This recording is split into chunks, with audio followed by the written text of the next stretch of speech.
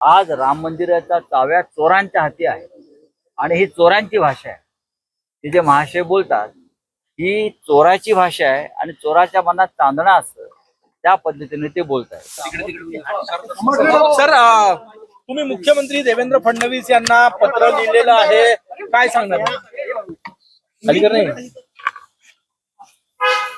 18 तुमच्या हातच येत आहे सर का ना थोडस. शनिवारी 18 जुलै रोजी 4:30 वाजता नागपुरात रामनगर येथील राम मंदिरामध्ये उद्धव ठाकरे यांच्या उपस्थितीत राम रक्षा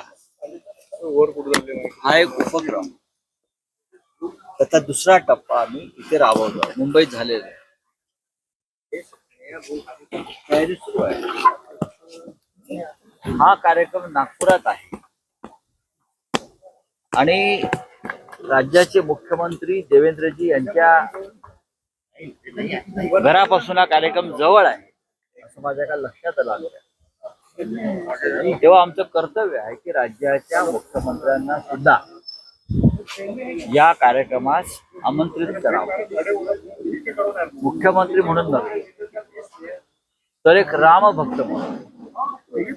कारण देवेंद्रजी वारंवार सांगत राहिले आहेत आणि आम्हाला ज्याचा अभिमान आहे की 1992च्या अयोध्येच्या आंदोलनात करसभेला ते स्वतः नागपुरातून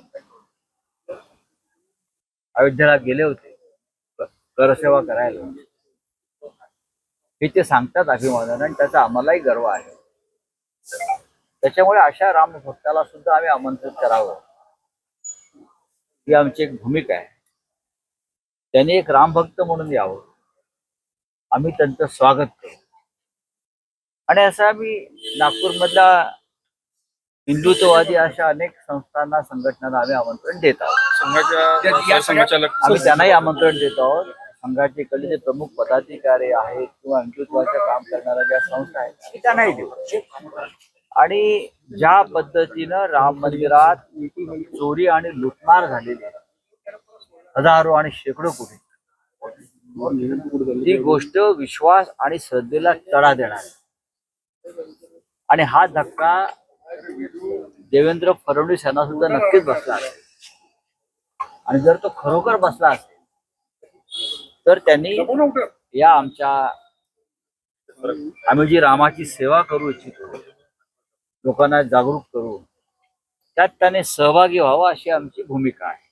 विनायक राऊत यांच्यावर ज्यांची श्रद्धापोटी त्यांचे पैसे चोरीला गेले असे भाजपचे आमदार आणि उत्तर प्रदेशचे विधानसभा अध्यक्ष सतीश महाना यांनी वक्तव्य केले. आता तुम्ही या सगळ्या विषयावरून बोलत होता. नाही, मी या विषयावरती बघा की मुळात भारतीय जनता पक्षाच्या नेतृत्वाखाली किंवा नियंत्रणाखाली राम मंदिराचा संपूर्ण कारभार चालतो.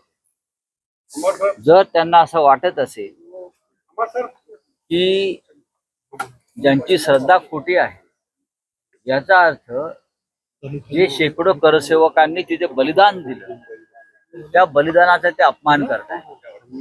ते खोटे लोक होते का ज्यांनी रक्त सांडलं, ज्यांनी बलिदान दिलं?